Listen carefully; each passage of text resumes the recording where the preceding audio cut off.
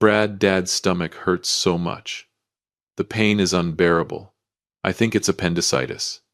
Can you drive over and take Dad to the emergency room? I said between gasps.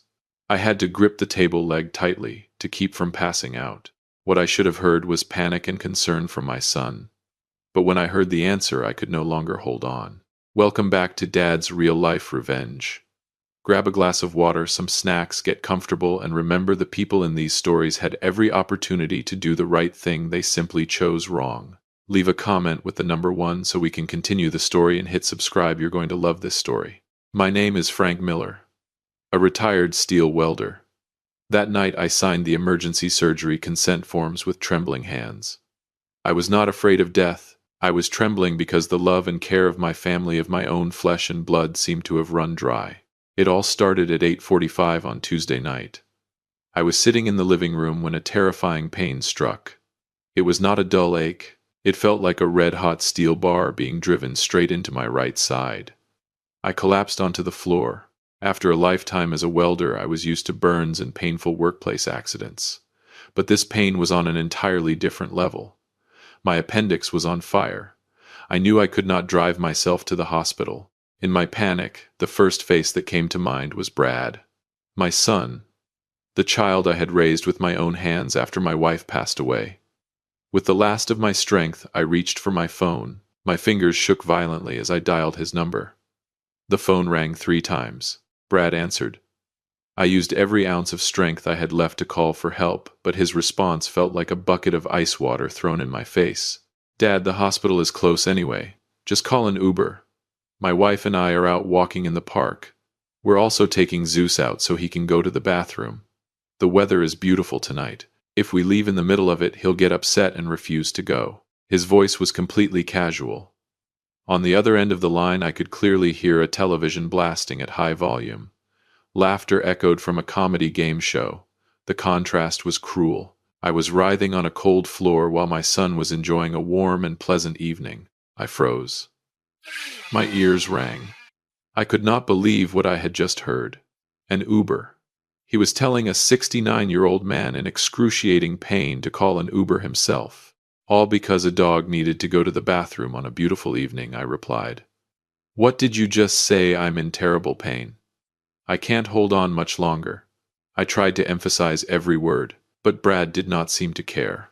Then just call an ambulance or an Uber XL so you'll have more room. Their service is good too. My wife and I are far from the house at the park. If we turn back now, traffic will be terrible. Just get to the hospital first. I'll stop by later and see how things are. Okay, Dad, Zeus is running now. The call disconnected. The cold, endless tone echoed through the empty house. The connection between me and my only son had just been severed in the cruelest way possible. I lay there staring at the ceiling. The physical pain was unbearable, but the pain in my chest hurt even more. Cold steel can be repaired with fire. But the heart of a father abandoned by his own child cannot be healed by any flame. Clutching my stomach, I used the last bit of strength I had left to call an ambulance myself. Alone, I stepped into the darkness of a fateful night. The ambulance siren wailed, tearing through the stillness of the night. I lay on the gurney as its wheels rattled rapidly down the hospital corridor. The fluorescent lights on the ceiling swept past my eyes, one after another. Streaks of harsh white light, cold and lonely. The strong smell of disinfectant filled my nose. It kept me awake in the cruelest way. They rushed me into the emergency room. Chaos surrounded me. Doctors' hurried footsteps echoed across the floor.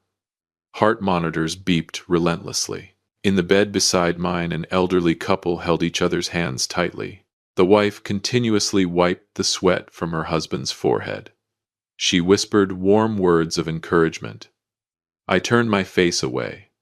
My chest tightened.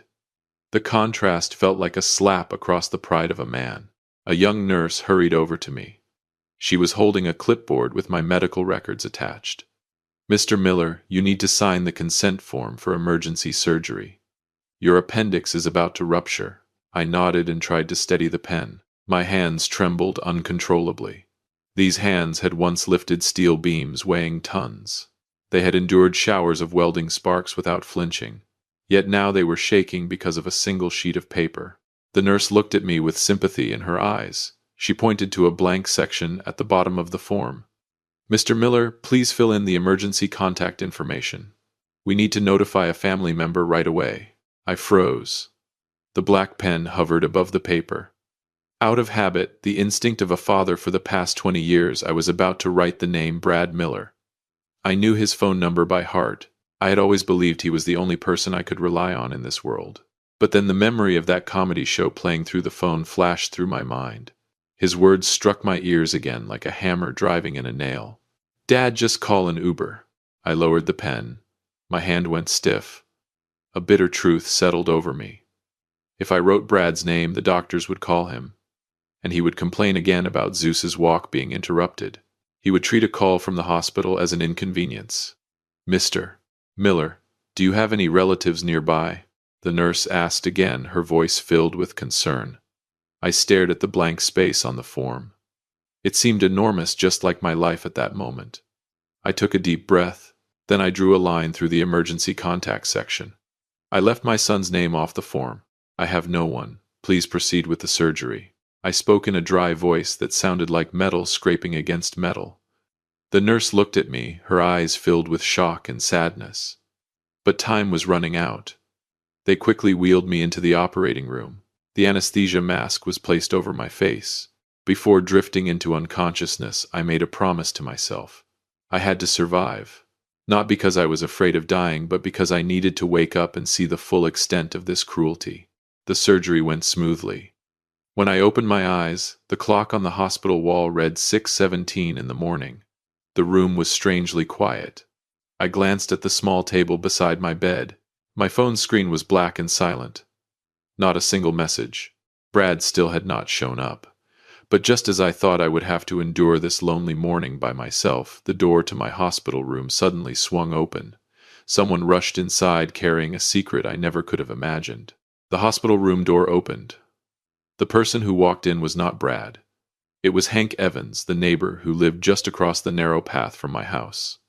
Hank was wearing his familiar mechanic's jacket. Worry was etched all over his face. In his hands were a brown paper bag, still warm with steam, and a cup of coffee. "Frank, you're awake, thank God. I went over to your house and saw the ambulance had just left. I called around to every hospital I could think of before I finally found you here." Hank set the paper bag on the table. The smell of warm blueberry muffins filled the cold hospital room. It pushed away the frightening scent of disinfectants. Hank pulled up a chair and sat beside me. He did not ask pointless questions. He simply looked at my surgical incision and let out a relieved sigh. "I already spoke with the doctor. The surgery was successful. You need to rest." I looked at Hank. My throat tightened. A neighbor, practically a stranger, had spent the entire morning searching hospitals across the city just to find me. Meanwhile, my own son, the child who carried my blood, the boy I once held in my arms, had completely disappeared. "Thank you, Hank. I'm okay." My voice came out rough and strained. Deliberately, I glanced at the phone lying on the table. It remained as silent as a rusted piece of metal. No missed calls, no brief text messages. Hank followed my gaze. He understood exactly what was happening, but chose not to mention it so I would not suffer more. He patted my shoulder. "Eat a little. You need your strength back. I'll stay here with you. Do you want me to call Brad?" I shook my head. A bitter smile crossed my lips. "No need. He's busy walking his dog." Hank sighed. He did not say another word about Brad.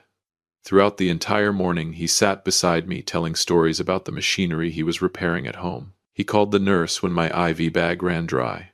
The kindness of a stranger felt like a small fire warming the room. But the warmer that fire became, the colder my heart felt. It exposed the brutal reality of the relationship between my son and me. I lay in the hospital bed. The monitor showed my heartbeat had stabilized, but my heart itself was in turmoil.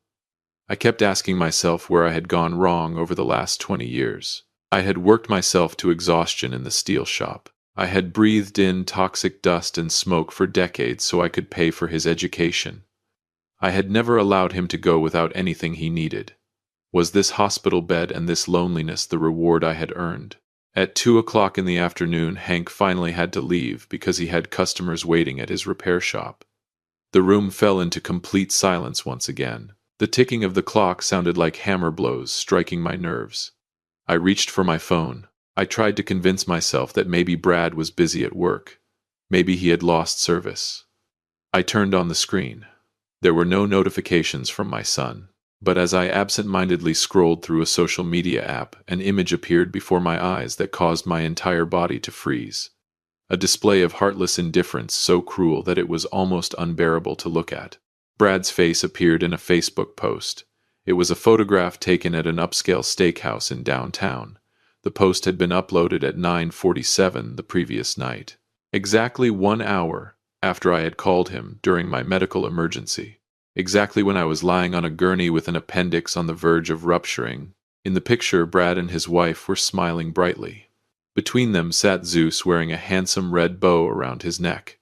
Expensive meals covered the table.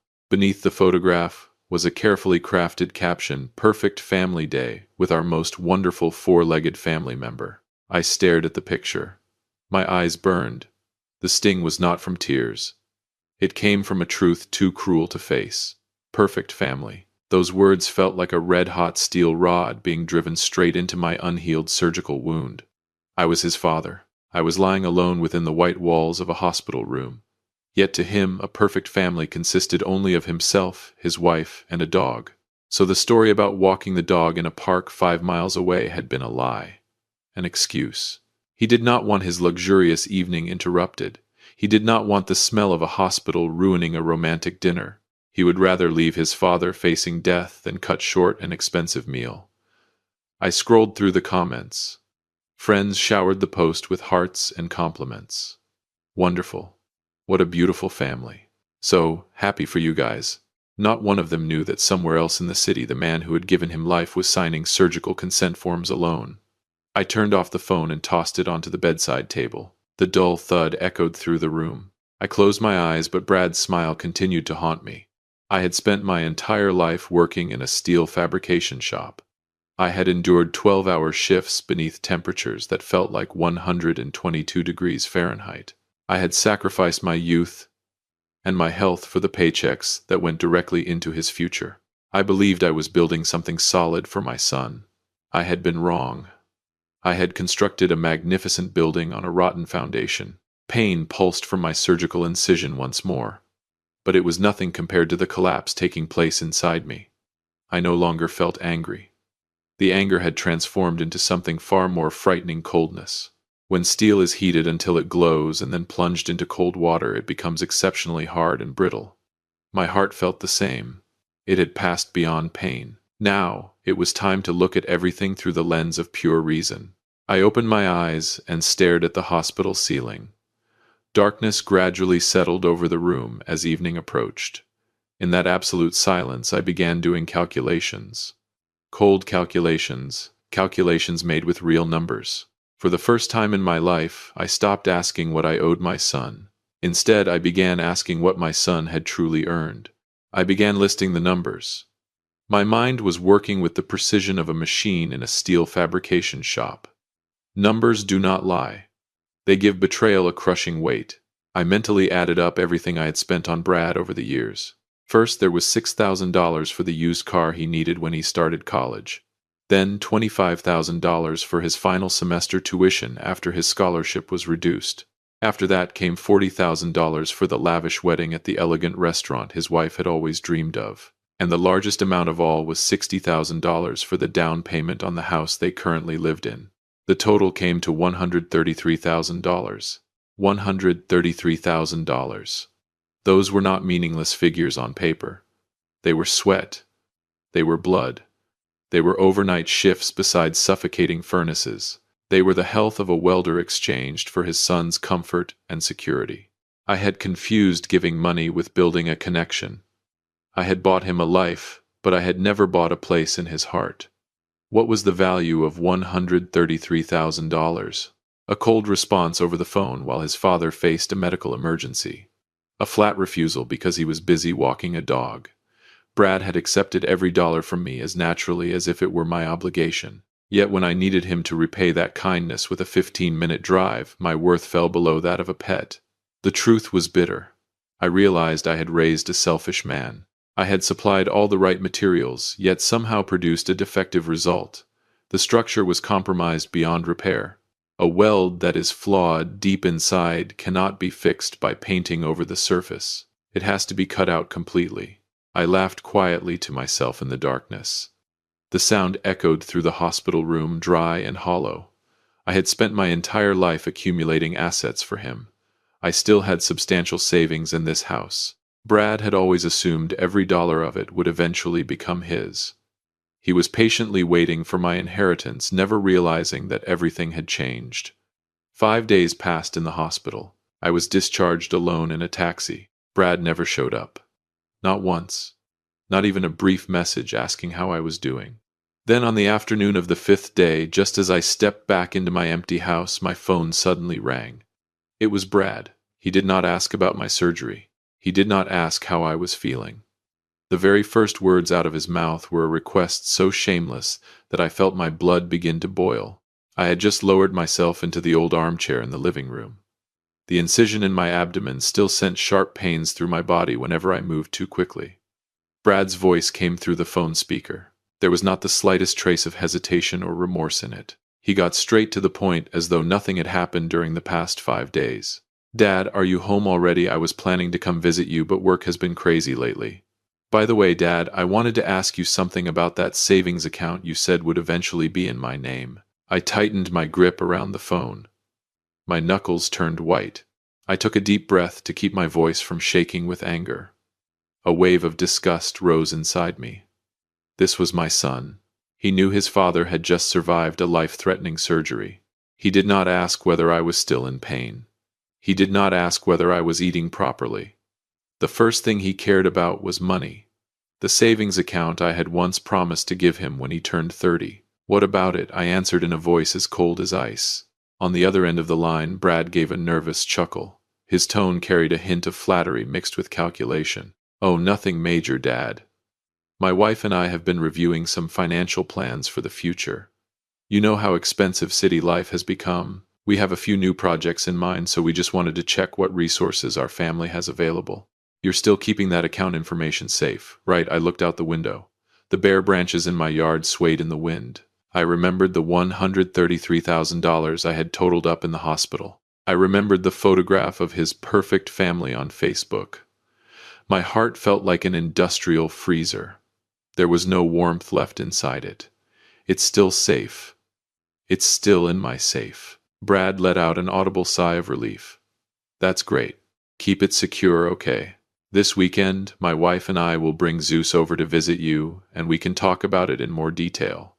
I have something very important I'd like to discuss with you." Then he hung up. Slowly, I lowered the phone. A visit this weekend, I knew perfectly well he was not coming to see his old father. He was coming because he smelled money. He believed my years of silence and patience were a blank check for every demand he wanted to make. He saw me as a resource to be mined indefinitely. Brad had underestimated a steel welder. I knew how to cut away rusted sections to save an entire structure. But even I had not anticipated how shameless my son and his wife had become. What they were about to ask for would go beyond every boundary I thought possible. They were preparing to present a request so outrageous, so unbelievable, that it would shatter what remained of our relationship into 100 pieces. Saturday afternoon arrived with the sound of Brad's car pulling into the driveway. I was already sitting in my old armchair in the living room. The door opened, and Brad walked in with his wife. Zeus followed behind them. They were dressed as if they had just come from a party. Brad set a cheap fruit basket on the table. He gave me a quick glance and spoke casually. "Dad, feeling better yet? You still look a little pale." I did not answer. I simply nodded. His wife immediately sat down on the couch and pulled out her phone. Brad took a seat across from me. He never asked about the days I had spent alone in the hospital. He never apologized for that phone call on the night of my surgery. Instead, his eyes drifted toward the safe in the corner of the room before he cleared his throat and got straight to the point. "Dad, like I mentioned before, my wife and I want to move into a new house in the suburbs. Our current place is getting a little cramped." I remained silent. I wanted to see how far he would go. When he saw no reaction from me, he continued speaking with an air of urgency. The new house has a huge backyard. You know Zeus has gotten really big lately. The old place doesn't give him enough room to run around. He gets restless and barks all night. The veterinarian said he needs more space to reduce stress. We're still short about $75,000. Do you think you could take some money out of that savings account and lend it to us? I stared at my son. My chest tightened with a feeling of pure disgust. Numbers raced through my mind. $75,000. An enormous amount of money. And the reason so a dog could have a larger yard. Slowly I stood up, despite the pain still pulsing through my surgical incision. I looked directly into Brad's eyes.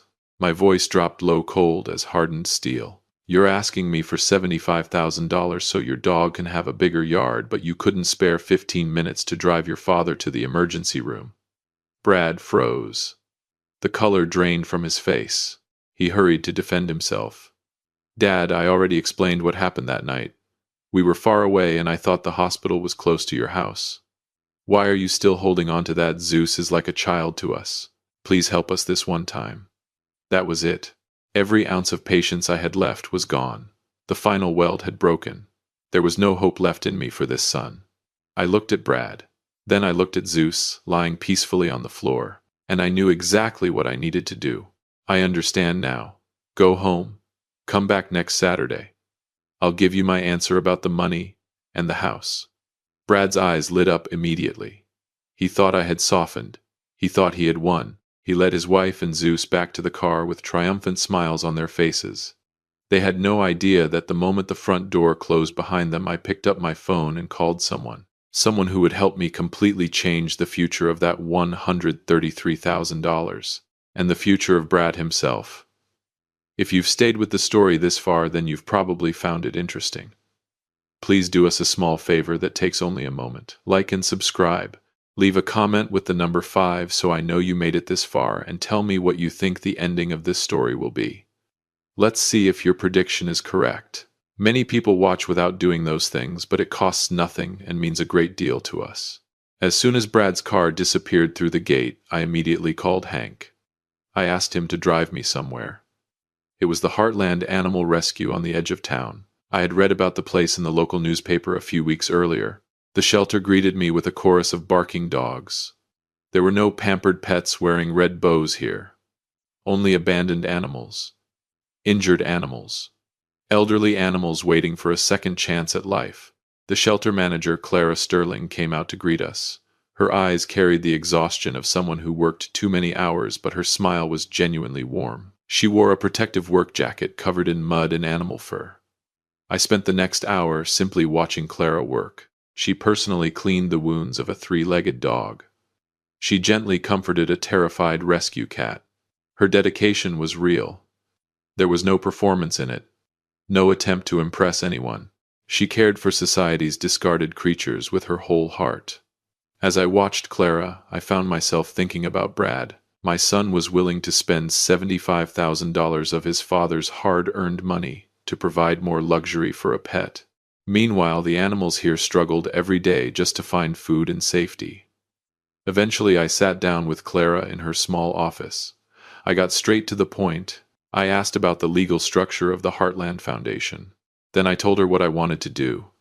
Miss Sterling, I want to create a new will. I'm going to use a life estate provision. I'll continue living in my home for the rest of my life, but when I'm gone, ownership of my house and my savings account will transfer entirely to the Heartland Foundation.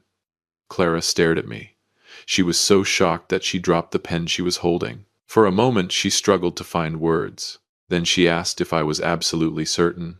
I nodded without hesitation. There was no doubt left in my mind. The following day, with Hank and the Foundation's attorney serving as witnesses, I signed every legal document.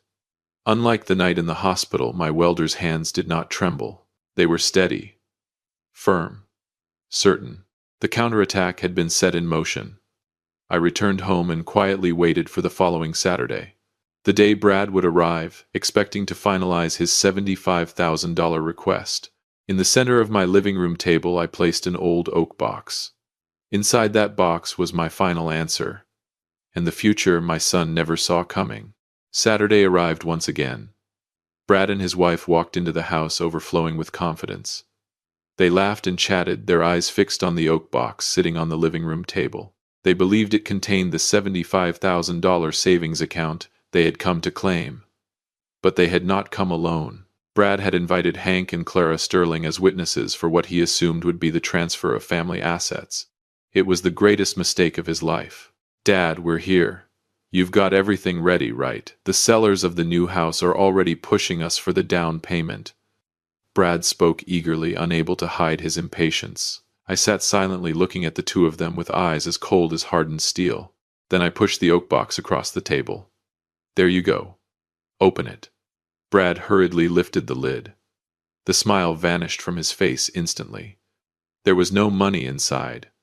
No savings account documents. Only a stack of old photographs, several birthday cards from when he was a child, and a thick bundle of neatly organized paperwork. Brad frowned and picked up the documents. They were detailed records of the $133,000 I had spent on him throughout the years. At the very bottom was a legal document bearing the bright red seal of an attorney. "Dad, what is this? Where's my savings account? What happened to the house and your assets?" His voice began to tremble. He flipped through the papers frantically. His wife leaned forward, her face turning pale. I cleared my throat. My voice cut through the room like steel. "My house, my savings account, and all of my assets have been legally transferred to the Heartland Animal Rescue Foundation.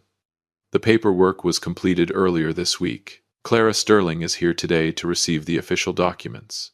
Brad looked as though the ground had vanished beneath his feet. He shot to his feet, eyes wide, face red with fury. In front of Hank and Clara, he shouted at me, "Have you lost your mind? You gave your entire life savings to a bunch of animals. I'm your only son. You can't do this to me. That inheritance belongs to me." I slowly stood. The presence of the steel welder I once was returned in full. I looked directly into the eyes of the son who had abandoned me. Every word struck like a hammer against an anvil. Inheritance belongs to people who know how to behave like human beings. I took a step forward. "On the night I was lying on the floor with an appendix about to rupture, what did you tell me?" The room fell silent. "You told me to call an Uber because you were busy walking your dog." My voice never rose. It did not need to. "You decided that your father's life was worth less than a pet's evening walk. If that's how little value I had to you, then today I'm giving my money to animals that have shown more loyalty than you ever did." Brad opened his mouth, but no words came out. He turned toward Hank and Clara as though searching for support. He found none. Hank stood with his arms crossed, staring at him with open contempt. Clara slowly shook her head. The truth had been exposed. Every act of selfishness, every moment of indifference, every excuse. All of it now stood naked before witnesses. Brad's wife covered her face and began sobbing. Brad remained frozen in place, trembling as the reality finally sank in. Everything he thought was waiting for him was gone. The revenge was neither loud nor cruel. It was legal, final, and devastating. A direct blow against the greed that had consumed them. Eventually they gathered their things and stormed out of my house in humiliation. The front door slammed behind them. Silence returned. For the first time in years, the house felt peaceful. I looked down at the empty oak box resting on the table. The greatest burden of my life had finally been lifted. But my story was not over. Several weeks later, I set out to find a very special visitor. I carried with me a long overdue gift from the past. And that journey would teach me the final lesson about what real love truly means. I returned to the Heartland Rescue Center. This time, I was not there to sign paperwork. I was there to find a friend. I adopted Rusty, an old abandoned dog whose fur had faded to the color of rusted steel. Rusty had sad eyes but a fiercely loyal heart. He was too old for endless running and mischief. He preferred to lie quietly beside my armchair, watching me read books or listen to music. Rusty's silence brought me a strange sense of peace. It felt like a connection between two aging souls that had weathered many storms. One late afternoon, a letter appeared in my mailbox. It was from Brad. His handwriting was shaky, filled with belated regret. He wrote that he and his wife had been forced to sell their luxury car to pay off debts. He apologized for his indifference on that terrible night. He begged me to give him a chance to start over. After reading the letter, I quietly folded it. Then I placed it inside the old oak box. I no longer hated Brad, but I also knew I would never return to the broken structure we once had. When a weld has completely failed, it should not be patched together with words alone. I looked out across the sunlit yard. Rusty lay peacefully at my feet, and there, in the later years of my life, I finally understood the greatest lesson I had ever learned. Love is not a bank account that grows through deposits. Love is presence. Do not wait until you are alone in a hospital bed to discover who truly loves you. Love is not measured by words. It is measured by whether someone shows up when you need them most. Life is painfully short. Give your appreciation to those who deserve it. Do not allow your kindness to be exploited by selfish people, even if they share your blood. Thank you for spending this story with Dad's real-life revenge. If you enjoyed it, please join our community by liking and subscribing for more powerful and emotional family stories. And as always, thank you for being a part of this space.